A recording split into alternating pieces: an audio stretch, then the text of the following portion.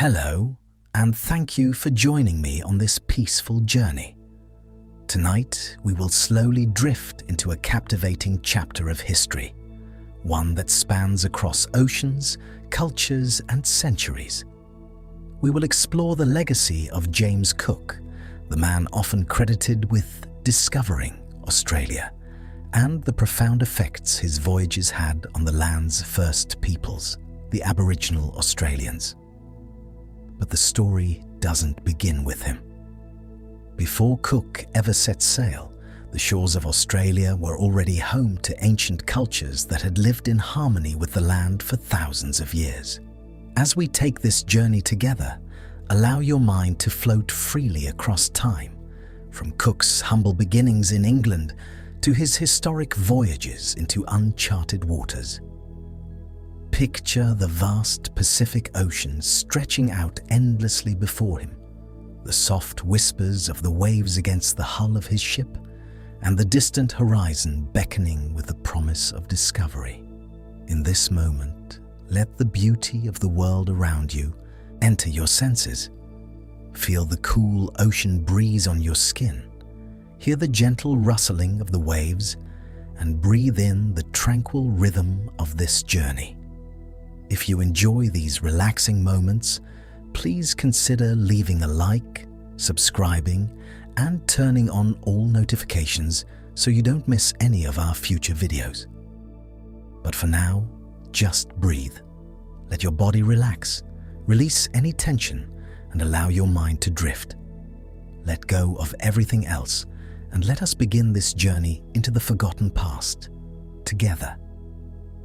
The morning fog hung heavy over the Yorkshire coast, a soft veil of mist that blurred the edges of the world.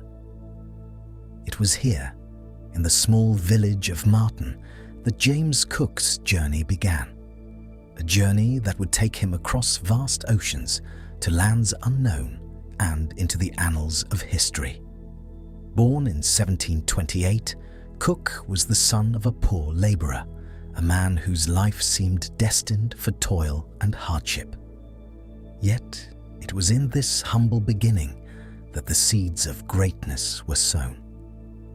The town of Marton, nestled in the countryside of North Yorkshire, was quiet and unremarkable. The fields stretched endlessly, the wind carrying the scent of earth and rain. Cook's early life was a reflection of his surroundings, modest, quiet, and without pretense. His family, though hard-working, could not offer him wealth or privilege. Instead, it was the values of persistence and resilience that would shape his future. His father, a farm labourer, was a man of steady hands, a man who understood the value of hard work. It was from him that James learned the importance of discipline, patience, and determination. These lessons would prove invaluable when, at the age of 16, Cook left home to become an apprentice in the bustling port town of Whitby. Whitby was a place of contrasts. The salty breeze from the North Sea mixed with the scent of tarred wood and the sound of waves crashing against the rugged coastline. It was here that Cook first set foot on the decks of a ship, beginning a long and transformative apprenticeship with a shipbuilder. The town's shipyards were alive with activity, the dark silhouettes of tall ships rising from the mist, their sails waiting to be unfurled. For Cook, these early days were filled with the grit and grind of learning a new craft, the cutting of timber, the shaping of vessels, and the endless hours spent at sea. The work was demanding, but Cook was no stranger to hardship. He threw himself into it with a quiet resolve, driven by a growing fascination with the sea. It was not long before Cook's natural abilities were recognized. His talent for navigation and his ability to read the stars became apparent, and by the time he was in his early 20s, he had already begun to chart the coasts of the British Isles. In 1755, at the age of 27, Cook joined the Royal Navy, a decision that would change the course of his life. The Navy, with its discipline, structure, and rigorous demands, was a world far removed from the life he had known in Yorkshire. Yet, Cook's ability to adapt was unparalleled. He quickly rose through the ranks, gaining experience as a surveyor and navigator, and soon found himself serving aboard the HMS Pembroke, a ship tasked with mapping the coastline of Newfoundland. The years that followed were filled with long voyages, often under difficult conditions, but Cook's reputation as a skilled navigator grew. He made his mark not only through his precision in mapping, but through his ability to lead and inspire his crew. He understood the importance of preparation, of studying the stars and the tides, and of keeping meticulous records of every journey. These traits would become the foundation of his future voyages. By the time he was chosen to lead his first major expedition in 1768, the world of European exploration had entered a new era. The Age of Enlightenment had awakened an insatiable thirst for knowledge, and the Pacific, the largest and most mysterious of the oceans, beckoned. But before Cook could set sail, the political landscape of Europe was shifting. Rival nations were eager to expand their empires, and the promise of new lands, riches, and scientific discoveries was too great to ignore. Cook's mission was not only to chart the Pacific, but to observe the transit of Venus, a rare astronomical event that could provide valuable insights into the measurement of the solar system. This was the beginning of a voyage that would change the world forever, but it was born from the quiet determination of a young man from a small village in England. As Cook stood at the helm of the HMS Endeavour, preparing to leave behind the familiar shores of England, he must have reflected on the long road that had brought him here. From the misty fields of Yorkshire to the towering cliffs of Whitby, and finally to the deck of a ship that would carry him across the unknown vastness of the Pacific, Cook's journey had only just begun. In the years to come, his name would become synonymous with exploration. But it was his early years, those quiet moments of learning and perseverance, that had truly forged the man who would change the world. The Pacific Ocean, vast and enigmatic, stretched endlessly before the minds of European explorers in the 18th century. It was the largest, most uncharted expanse of water on Earth, and for centuries it had remained largely unexplored, shrouded in mystery and wonder. The allure of the Pacific was powerful, its far-off lands and untold riches compelling European nations to turn their gaze across the horizon. This vast ocean, which seemed to promise untapped resources, was about to become the focus of a series of bold expeditions, one of which would be led by Captain James Cook. By the time Cook set sail aboard the Endeavour in 1768, the tides of European exploration had been shifting for decades. The Age of Enlightenment had ignited a thirst for knowledge that swept across the continent, pushing intellectuals and explorers alike to venture beyond the known world. This was not simply an era of imperial expansion, though that was certainly a driving force for many. It was also a time when science and reason were becoming more intertwined with exploration. The Pacific, with its vast stretches of water and isolated islands, offered the perfect opportunity for a new kind of voyage. One that would not only chart the unknown, but also bring back vital information about the world itself. One of the most compelling motivations for European exploration of the Pacific was the scientific quest to understand the heavens. The transit of Venus, a rare celestial event in which the planet Venus passed directly between the Earth and the Sun, was to occur in 1769. It had been suggested that by observing this event from various points on Earth, scientists could calculate the distance from Earth to the Sun. This mission, proposed by the Royal Society of London, was the primary objective of Cook's first voyage. However, it was far from the only reason for his journey. The Pacific had long been tantalizingly out of reach, with rumors of its lands and peoples stirring the imaginations of European explorers. To map its coastline, catalogue its flora and fauna, and discover its secrets became an intellectual and imperial imperative. Cook's voyage, however, was not the first to explore the Pacific. Long before European interest in the region reached its peak, Dutch explorers had ventured into its vast waters. In the early 1600s, Abel Tasman became one of the first to chart parts of the Australian coastline, though his encounters with the land were brief and inconclusive. His explorations in 1642 and 1644 left behind a legacy of partial maps and fragmented knowledge, but they also revealed how much remained unknown. Tasman's expeditions were largely overlooked by the broader European world, and much of the Pacific remained an elusive and poorly understood region. The Dutch approach to exploration, focused on trade routes and colonial expansion, had little interest in mapping or settling the new lands they encountered. Australia, in particular, was seen as an obstacle rather than an opportunity. Despite these early explorations, the full extent of the Pacific's geography remained hidden.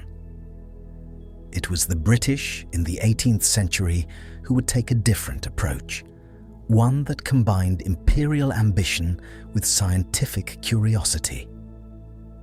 Cook's mission to observe the transit of Venus in Tahiti was just the beginning of his monumental task. His voyage was not merely a scientific expedition, it was also a campaign to map the unknown. In the years that followed, Cook would become the central figure in a series of expeditions that would chart much of the Pacific, from the coasts of New Zealand to the islands of Hawaii. Through meticulous mapping and careful documentation, Cook and his crew would uncover the mysteries of a vast ocean. The ships that set out to explore the Pacific were massive undertakings, designed not only for navigation, but also for endurance. The HMS Endeavour, Cook's first vessel on his journey, was built for long voyages. Her sturdy hull was designed to withstand the storms of the open ocean, while her sails billowed to carry her across thousands of miles of open water. Life aboard these ships was grueling. Days turned into weeks, weeks into months, as sailors battled the elements and navigated through uncharted waters. Yet, despite the hardships, there was an undeniable sense of purpose among the crew. They were part of a grand experiment, a search for knowledge that transcended the personal to touch the heart of human curiosity. As Cook sailed further into the Pacific, his discoveries became more profound. He mapped coastlines with precision, observed the movements of the stars, and carefully documented the peoples and animals he encountered. Every island, every bay, every inlet added another piece to the puzzle of the Pacific. It was not only a geographic journey, it was a scientific one. The botanical specimens he collected, the astronomical observations he made, and the detailed maps he created would influence future generations of explorers and scientists. While Cook's legacy is often associated with the discovery of Australia, The true significance of his first voyage lies in the transformation of European understanding of the Pacific Ocean. No longer a vague, untamable wilderness, the Pacific was slowly being revealed as a vast, interconnected network of islands, cultures, and ecosystems. Cook's meticulous work would pave the way for future expeditions, and, in the process, reveal to Europe a world that was both more complex and more wondrous than anyone had ever imagined. Long before the sails of European ships cut through the Pacific waves, before the names of distant lands became etched into maps, the vast and varied landscapes of Australia were home to the world's oldest continuous cultures. For over 60,000 years, the land had been inhabited by Aboriginal Australians, a people whose deep connection to the earth formed the cornerstone of their existence. It was a culture shaped by time, by stories passed down through generations, and by an intimate knowledge of the land itself, a knowledge that had been honed through centuries of careful observation and respect for the natural world. From the rugged coasts to the endless deserts, the Aboriginal nations were spread across the entire continent. There were over 500 distinct groups, each with their own languages, customs, and spiritual practices. The land was not simply a backdrop to their lives. It was sacred, a living entity woven into their identity. The Dreamtime, the ancient spiritual beliefs of the Aboriginal people, told the stories of the world's creation, of ancestral beings who shaped the rivers, the mountains, the animals, and the stars. These stories were not just myths. They were a framework for understanding the world, guiding every action, every ritual, and every movement. The connection to the land was more than just spiritual, it was practical. Aboriginal Australians had mastered the art of survival in one of the harshest environments on Earth. Their knowledge of the landscape was profound, enabling them to thrive in areas that might seem inhospitable to outsiders. They had a deep understanding of the seasons, of the subtle changes in weather, and of the natural cycles that governed their world. This knowledge was passed down through storytelling, rituals, and songs, a vibrant oral tradition that ensured the wisdom of past generations would endure. One of the most remarkable aspects of Aboriginal culture was their advanced techniques of land management. Fire stick farming, a controlled use of fire to manage the land, was just one of the many ways in which the Aboriginal people shaped their environment. By deliberately setting small fires, they cleared dense undergrowth, encouraged the growth of edible plants, and created open spaces for hunting. This practice not only made the land more hospitable for human habitation, but also ensured that the delicate balance of nature was maintained. The relationship between the Aboriginal people and the land was symbiotic. The land provided food, shelter, and materials for tools, while the Aboriginal peoples, in turn, nurtured the land, caring for it as one would a living being. They understood the interconnectedness of all things. From the smallest plant to the largest animal, every part of the ecosystem was respected and revered. This deep knowledge of the land was reflected in their art, which adorned the walls of caves and rock shelters across the continent. The ancient rock art, some of which dates back tens of thousands of years, tells the stories of their ancestors and the animals and spirits they encountered. These images, painted or etched into the stone, are a testament to the enduring connection between the people and the land. Life for the Aboriginal Australians was not just about survival, it was about harmony. Their societies were built on principles of kinship, respect, and reciprocity. The bonds between family members and clans were strong, with each individual playing a vital role in the community. Elders held the wisdom of the past, guiding the younger generations in matters of tradition and survival. There were no written laws, no rigid hierarchies. Instead, the laws were unwritten, carried in the stories and songs that defined the very fabric of society. As the sun set over the vast red deserts or the rolling hills of the coastal plains, the Aboriginal people sat around campfires, sharing their stories, passing on their knowledge. Their lives were rooted in the rhythms of the natural world, the ebb and flow of tides, the changing of seasons, and the quiet movements of animals across the landscape. For them, time was not linear, but cyclical, marked by the passage of generations and the ongoing relationship with the land that had sustained them for millennia. The arrival of Europeans, including Captain Cook, would soon change the course of history for the Aboriginal peoples. The lands that had been their home for tens of thousands of years would soon be claimed, altered, and ultimately reshaped by forces beyond their control. Yet, even as European settlement began, the stories of the Aboriginal Australians endured. Their traditions, their deep understanding of the land, and their resilience would become a testament to the strength of a culture that had lived in harmony with the land for so long.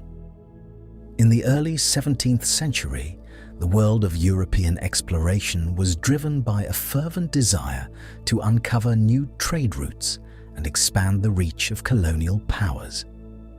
Among the leaders of this maritime age were the Dutch, whose ships ventured into uncharted waters in search of wealth and opportunity. While the British later became synonymous with the discovery of Australia, it was the Dutch who first made contact with its shores. Yet, their encounters with the land would be fleeting and largely overlooked by history. The first recorded sighting of Australia by a European was made in 1606 by Willem Janszoon, a Dutch navigator. Sailing aboard the Duifken, Janszoon charted a portion of the coast of what is now known as the Gulf of Carpentaria in northern Australia. His landing was brief, and the interaction with the indigenous peoples was marked by misunderstanding and tension. The land that Janszoon encountered seemed inhospitable, and his crew's exploration of the coast was cut short by what they perceived as a hostile environment. They did not find the riches they were hoping for, and they did not see the land as a potential colony. Instead, it was a place to be avoided, an obstacle to more promising trade routes in the East Indies. This initial encounter was a singular event, one that did not lead to further exploration or significant settlement. For the Dutch, Australia was not a land to conquer, but rather a barren, desolate stretch of coastline that offered little in terms of resources. Over the next several decades, Dutch explorers would return to Australia's shores, but their interest remained shallow. In 1616, Dirk Hartog, another Dutch navigator, made his own landing on the western coast of Australia. He came ashore near what is now known as Shark Bay, leaving behind a metal plate inscribed with the details of his journey. This plate, discovered centuries later, would become a key piece of evidence in the long and complex story of European exploration in Australia. Despite Hartog's claim, the Dutch made little effort to colonize the land. Their voyages were focused on the islands of the East Indies, and they saw Australia as a peripheral region, not worthy of their attention. Over the following years, the Dutch mapped parts of the coastline, But their surveys were often rudimentary and their reports were brief. The Dutch perspective on Australia was shaped by their ambitions in Southeast Asia, where the riches of spices, silk, and other valuable commodities held far greater appeal. The rugged and unwelcoming shores of Australia did not fit into their grand vision of empire. This lack of interest in further exploration meant that much of the coastline remained uncharted by European eyes. As the Dutch continued their voyages, they focused on finding more direct and profitable routes to the Spice Islands, and Australia faded from their view. Yet, the early Dutch explorers left behind a legacy of maps and journals that would later serve as important records for future navigators. Their coastal observations were crucial in helping to piece together the larger picture of Australia's geography, even though they did not push beyond the fringes of the continent. The Dutch ships that sailed the Indian Ocean in the 17th century were formidable vessels, designed for long voyages and capable of withstanding the rigors of exploration. These ships, with their towering masts and expansive sails, were symbols of the Dutch maritime power. However, despite their impressive capabilities, the Dutch view of Australia was pragmatic, rooted in the pursuit of trade rather than settlement. As the years passed, the Dutch influence in the region waned, overshadowed by the growing interests of other European powers, particularly the British. In contrast to the Dutch, the British were beginning to develop a keen interest in Australia as a potential colony. The British view of Australia would be shaped by different motivations: the search for new lands, the expansion of empire, and the scientific curiosity that drove Captain James Cook's famous voyages. By the time Cook set sail in 1768, Australia was already known to Europeans, but its full significance was still to be revealed. The Dutch, for all their early exploration, had failed to see Australia as a place worth colonizing. Their brief and often indifferent encounters would be overshadowed by the bold claims made by the British in the years that followed. Despite the Dutch reluctance to settle, their role in the early European exploration of Australia should not be underestimated. Their voyages marked the first steps in the long history of discovery and colonization, and their maps laid the groundwork for the future. Through their efforts, the coastline of Australia began to emerge from the fog of the unknown, and the land, though largely ignored, was now part of the European imagination. The Dutch were not the first to settle the land, but they were the first to chart it, and their efforts would help shape the course of exploration in the centuries to come. In the summer of 1768, the Endeavour slipped from the quiet docks of England, her sails unfurling as the ship began a journey that would chart vast swathes of the Pacific Ocean and forever alter the world's understanding of geography. Captain James Cook, tasked by the Royal Society to observe the rare transit of Venus across the Sun, had a far greater mission before him: to map the unknown reaches of the Southern Hemisphere where European eyes had barely glanced. What began as a scientific expedition was destined to open the floodgates for an age of exploration that would reshape the global map. The Endeavour, though sturdy and well prepared for the long journey ahead, was no stranger to hardship. The crew, a diverse mix of sailors, marines, and scientists, had already endured months of preparation. They knew the voyage would be long, the seas vast and unforgiving. Cook, ever the meticulous navigator, took pains to ensure that every detail of their expedition was in order. The ship's mission was twofold: to observe Venus from the distant reaches of Tahiti, and to conduct a much grander task of exploration, mapping the coastline of the mysterious lands of the Pacific. His instructions were clear: chart the coastlines, observe the flora and fauna, and document the people and lands they encountered. The Endeavour sailed south from England, first passing through the treacherous waters of the Atlantic. The ship made its way towards the southern oceans, where vast stretches of water waited to be discovered. By the time the ship approached the island of Tahiti, the crew had become accustomed to the endless horizon, the soft, rhythmic sway of the ship, and the isolation of the ocean. The stars, the moon, and the sun became their constant companions, guiding them as they ventured ever farther from familiar shores. The journey was filled with the anticipation of the unknown, of lands never before mapped, of peoples who had lived in isolation for millennia.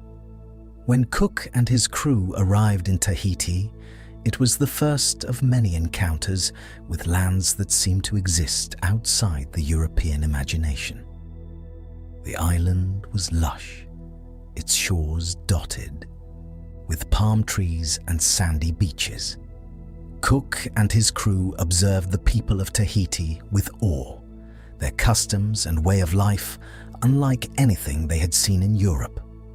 It was an exotic land, but also one that proved to be an invaluable stop for replenishment and rest. The transit of Venus was observed with the utmost precision as Cook and his astronomers made their celestial observations, measuring the movement of the planet with scientific rigor. However, as much as Cook had succeeded in his first task, he knew that the true nature of his mission lay beyond these islands. After departing Tahiti, the Endeavour sailed into the vast unknown waters of the Pacific. The crew's attention turned toward the great southern landmass that many European theorists had speculated about, but few had dared to approach. Australia, though it had already been briefly charted by the Dutch, was still largely unknown to most Europeans. Cook's eyes were set on its eastern coastline, a place where no European had yet made a sustained landing. His orders were clear: explore, map, and record everything in the most precise detail. Days stretched into weeks as the ship hugged the coastline, mapping the complex inlets and rivers, the jagged cliffs and hidden bays. Cook's skill as a navigator was evident in the accuracy of his maps, his ability to calculate their position even when the stars were obscured by clouds. With every passing day, the crew became more familiar with the rhythm of the voyage, though they also began to feel the weight of the isolation. The Pacific was immense, its vastness making the ship feel small and insignificant. As they approached the eastern shores of Australia, there was a palpable tension among the crew. They knew they were on the cusp of something great, yet they also understood the uncertainty that lay ahead. When the Endeavour finally reached the land that would later become known as New South Wales, the crew faced the momentous task of navigating the unfamiliar coastline. They encountered the sheer cliffs of what is now Botany Bay, their first glimpse of the Australian continent. The sense of discovery was accompanied by the usual challenges of exploration. Unknown waters, unpredictable currents, and the constant threat of stormy seas kept the crew on edge. Yet Cook remained resolute, determined to map each stretch of coastline with unrelenting precision. Through his careful observations, Cook not only charted the coast, but also documented the plants and animals he encountered. The scientific curiosity that had driven him since his early days in the Navy was evident in the detailed notes he took. The Endeavour had become more than just a ship. It was a floating laboratory, a vessel for both scientific discovery and geographic exploration.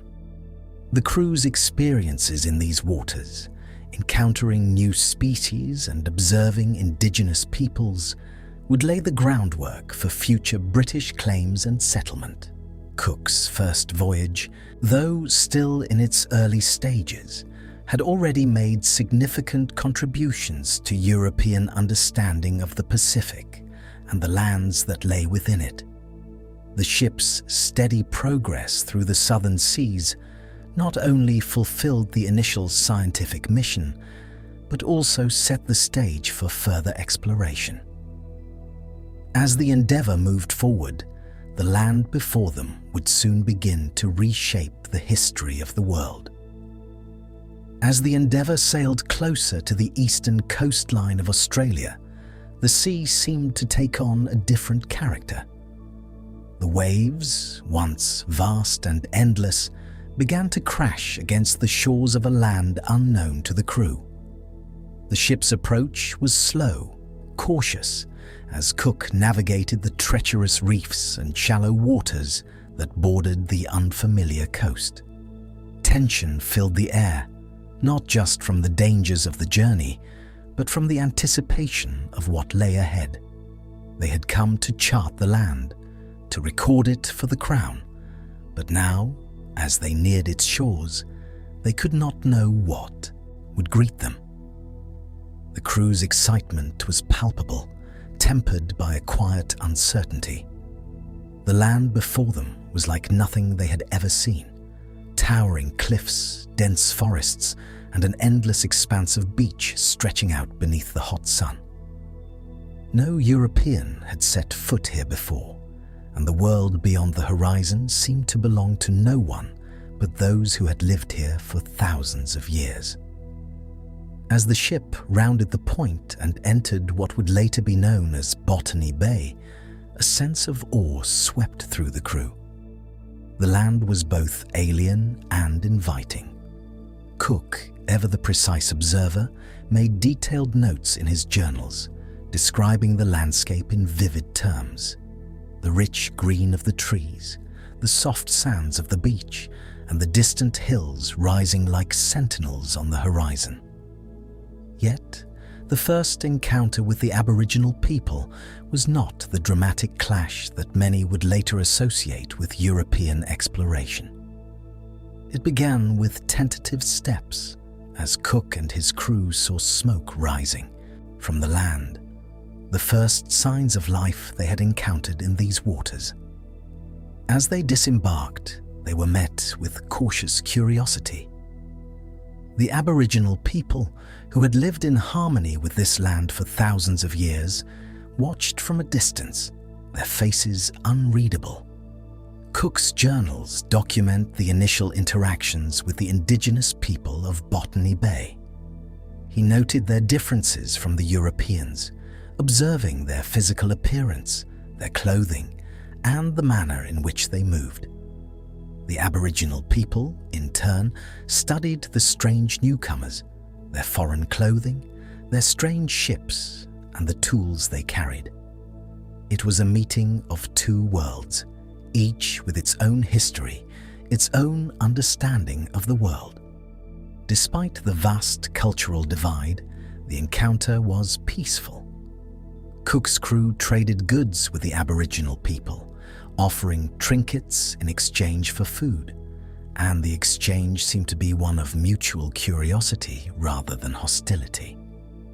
For a brief moment, there was no conflict, only the quiet recognition that these two peoples were meeting for the first time. However, the significance of this first meeting would be far more complicated than it appeared. The initial peacefulness of the encounter masked the deep misunderstandings that would follow. Cook and his crew did not recognize the complex cultures, beliefs, and traditions of the Aboriginal people. To them, the land appeared empty, untamed, a land waiting to be claimed. The Aboriginal peoples, in contrast, saw the arrival of these strange newcomers as a moment of profound disruption. Their way of life, honed over tens of thousands of years, was not yet threatened, but the seeds of a clash were sown in the moment of first contact. The meeting, though calm on the surface, would come to symbolize the beginning of a fraught and often tragic relationship between the Aboriginal peoples and European settlers. Cook's journals, though filled with admiration for the landscape and curiosity about the people, would not fully capture the depth of the changes that were to come. As the endeavor continued along the coast, Cook could not have known the lasting impact this encounter would have, not just on the land, but on the generations that would follow. As the crew sailed away from Botany Bay, the horizon stretched ahead, filled with the promise of further exploration. Yet, in that first exchange, brief and seemingly innocent, lay the foundations for a future defined by conflict and misunderstanding. The land they had encountered was not empty, nor were its people to be ignored. The history that would unfold over the coming centuries would be shaped by that single moment of contact, a moment that would forever alter the course of Australia's history. In the summer of 1772, Captain James Cook set sail on his second voyage, driven by a mission to continue what he had begun on his first. The Pacific Ocean, with its vastness and its hidden secrets, beckoned once again. This time, Cook was to explore more thoroughly the eastern coastline of Australia, which he had first encountered during his 1768 voyage. Now armed with more knowledge, better maps, and a deeper understanding of navigation, he sought to refine and complete the incomplete charts he had made years before. The Resolution, a sturdier and larger vessel than the Endeavour, was well suited to the demands of the voyage. Her journey took her through the wild waters of the Pacific, where the isolation of the ship contrasted sharply with the breathtaking beauty of the surrounding landscapes. Tropical waters, lined with coral reefs and steep cliffs rising out of the sea, were both magnificent and treacherous. Cook, never one to shy away from the precision required in navigation, continued to make exacting records of the coastline, marking every bay, every inlet, and every feature along the shore. As Cook's ship made its way south along the Australian coast, the meticulous task of mapping became an obsession. Every feature, no matter how small, was documented. The dangers of the sea, especially around the Great Barrier Reef, forced Cook to navigate with the utmost caution. The coral reefs that stretched along the coast were both beautiful and deadly, a hidden labyrinth beneath the waves. There was no room for error, for a single miscalculation could mean disaster. Cook and his crew, though often on edge, maintained their focus, relying on Cook's skills as a surveyor to avoid the reefs and carefully chart the coast with remarkable accuracy. Beyond the challenges of navigating the coastline, the interactions with the indigenous peoples of Australia grew more complex. Cook and his crew had now encountered various groups of Aboriginal Australians along the coast. Some, like those at Botany Bay, were initially curious and open to exchange. Others, however, were more guarded. The growing European presence, with its unfamiliar customs, weapons, and diseases, cast an ever-widening shadow over these interactions. Cook's journals noted these encounters with a sense of awe, but also with the realization that the indigenous people's lives were deeply connected to the land in ways the Europeans did not fully understand. The landscapes Cook described were rich with diversity. Dense rainforests, tropical woodlands, and towering cliffs gave way to pristine beaches and winding rivers. Each stop along the coast revealed new flora and fauna, some of which were entirely new to European eyes. Cook's detailed observations of these plants and animals would provide invaluable insights to future scientists and naturalists. The journal entries, with their vivid descriptions of the natural world, are among the most detailed records of 18th century exploration. Cook's second voyage would also mark a critical moment in his journey of exploration. The realization that the eastern coastline of Australia was indeed a land of great promise. Its fertile soils and sheltered bays seemed ripe for future settlement. But even as Cook continued to chart the coast with precision, there was a growing awareness that the land could not be simply claimed without consequences. The relationship between the Europeans and the Aboriginal peoples, while not overtly hostile, was fraught with misunderstanding and distrust. This would be the foundation upon which the later British settlement would be built. A settlement that, despite its promise of progress, would forever alter the course of Aboriginal history. By the time Cook completed his survey of the eastern coastline, he had created one of the most accurate and comprehensive maps of Australia ever produced. The detailed work, which would serve as a blueprint for future explorers, was a testament to Cook's skill and determination. Yet, in the shadow of his success, a deeper and more complicated story was beginning to unfold, one that would reverberate through the centuries. The land he had so carefully mapped was no longer an untouched wilderness. It had already been home to its own people for tens of thousands of years. As Cook's second voyage concluded, the stage was set for the future of Australia, a future that would see the clash of two very different worlds. The year 1788 marked a pivotal moment in Australia's history. The vast expanse of Botany Bay, so carefully mapped by Captain Cook 2 decades earlier, was about to witness the arrival of a fleet that would alter the course of its future forever. On January 18th, 11 ships carrying over 1,000 people, convicts, soldiers and settlers, arrived in the bay, led by Captain Arthur Phillip. Their mission was clear: to establish the first permanent European settlement on the Australian continent. For the British Empire, the colony in Australia represented both a solution to overcrowded prisons and an opportunity to expand their influence in the Pacific. For the Aboriginal people of the region, it was the beginning of a new and harsh chapter in their history. The fleet's arrival at Botany Bay was not a mere chance encounter. The British had chosen this spot after assessing several locations along the coast.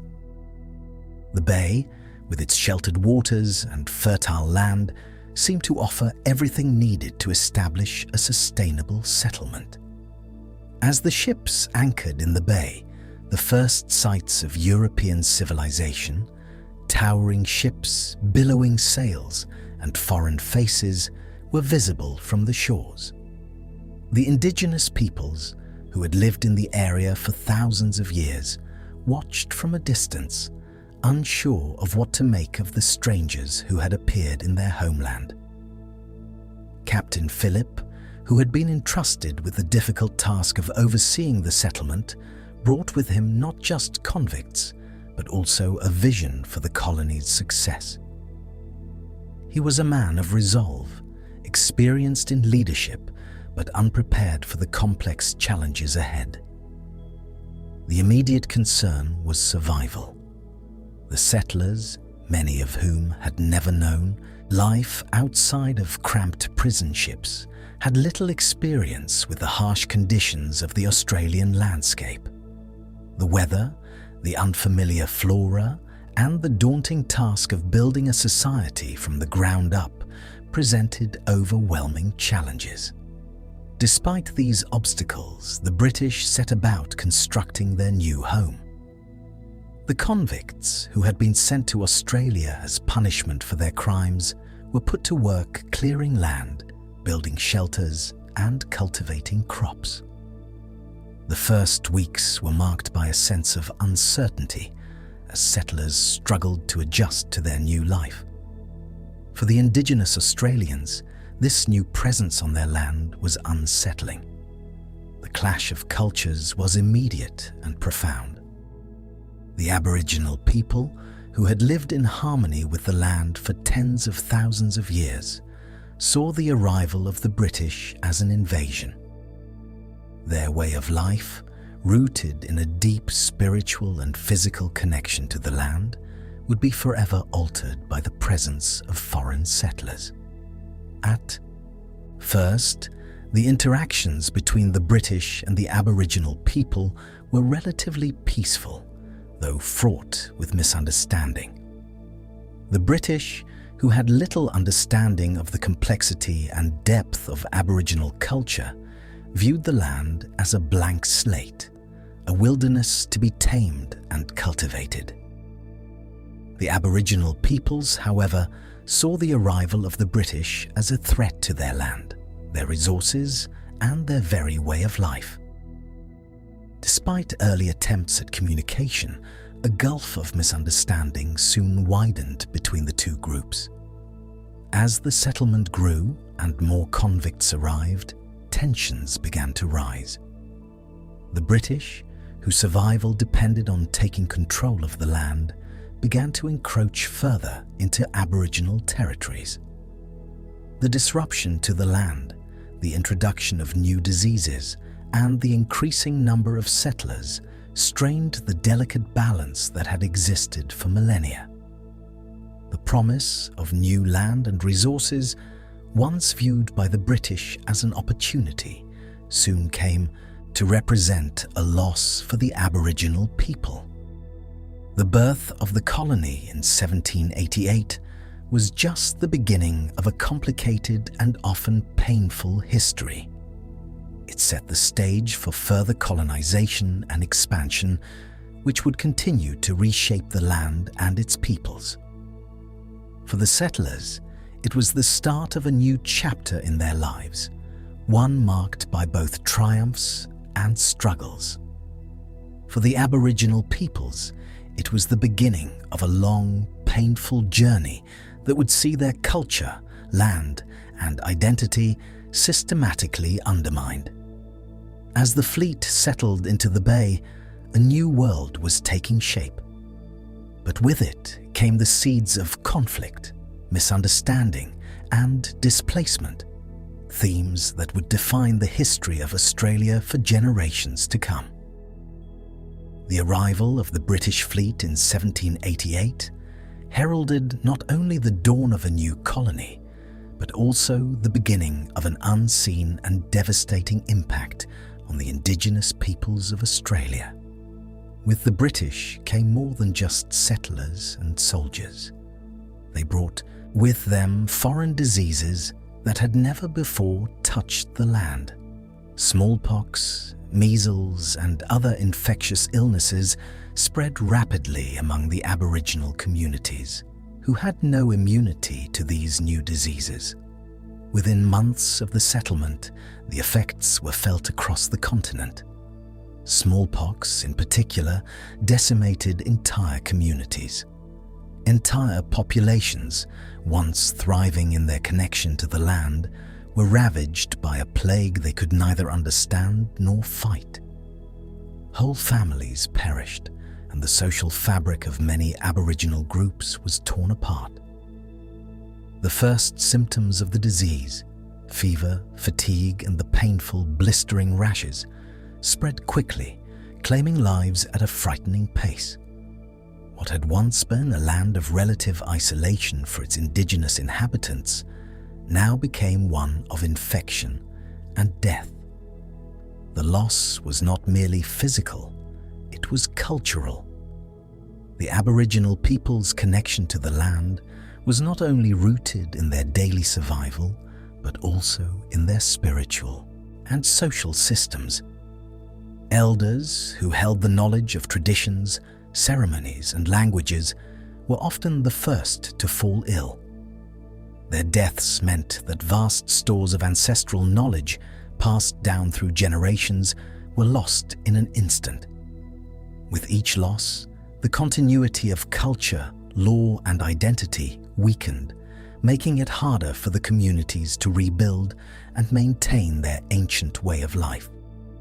As European settlement expanded, the physical displacement of the Aboriginal peoples intensified. Settlers pushed further inland, claiming more land for agriculture and building. The traditional hunting grounds, sacred sites, and natural resources that the indigenous people had relied on for millennia were systematically taken away. With every new settlement, more Aboriginal people were forced to leave their ancestral homes, their movements restricted by fences, roads, and European settlements. The impact was not limited to disease and displacement. It marked the beginning of the profound disruption of an entire way of life. The ramifications of this disruption would echo through the generations. Yet, in the face of immense adversity, the Aboriginal peoples showed resilience.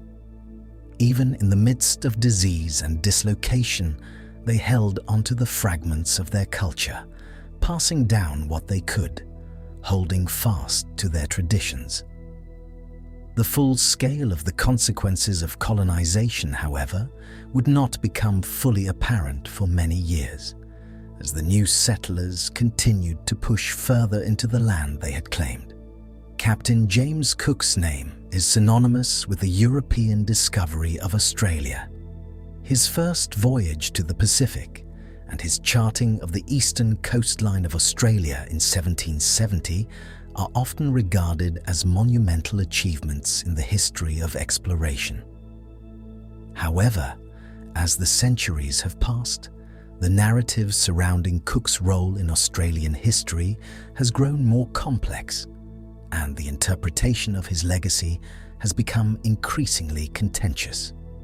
Cook's expeditions were seen by many in the 18th century as a triumph of European navigation and scientific inquiry.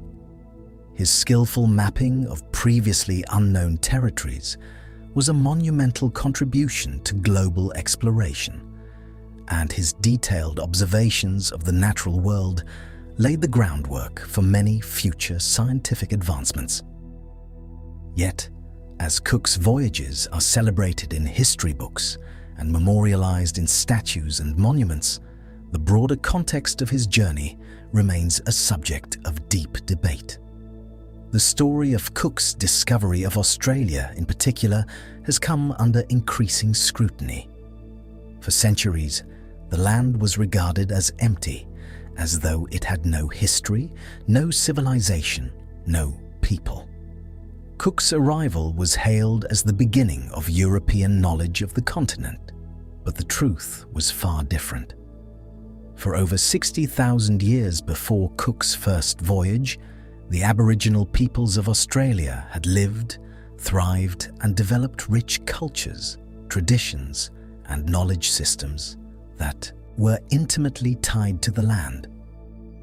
The idea of discovery was a European construct, one that ignored the indigenous presence and erased their history from the collective consciousness. The clash between Cook's legacy and Aboriginal perspectives on the land he discovered has led to growing resistance and calls for a re-evaluation of the historical narrative. In recent decades, many Aboriginal Australians have challenged the prevailing view of Cook as a heroic explorer. To them, Cook's arrival marks the beginning of a painful history of invasion, dispossession, and cultural genocide. The arrival of Europeans was not a moment of discovery, but a moment of profound loss. the beginning of a long and traumatic period that would radically alter their way of life. In contemporary Australia, the legacy of Cook is a source of contention. While some celebrate his achievements, others argue that his legacy is inextricably linked to the violence and disruption that followed the European colonization of the continent. The symbolic discovery of Australia by Cook, a defining moment in European history, is increasingly seen as a narrative that obscures the history of the Aboriginal peoples who had lived there for millennia.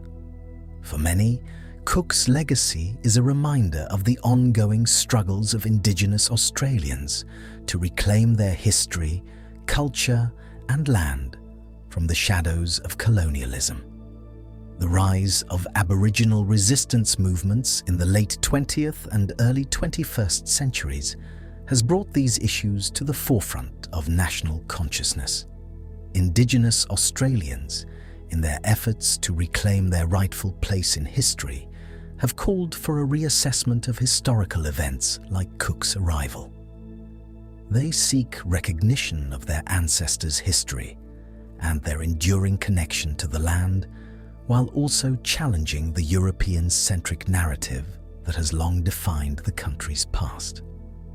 As Australia continues to grapple with its colonial history, the debate surrounding Cook's legacy serves as a mirror, reflecting the complexities of reconciling the past with the present.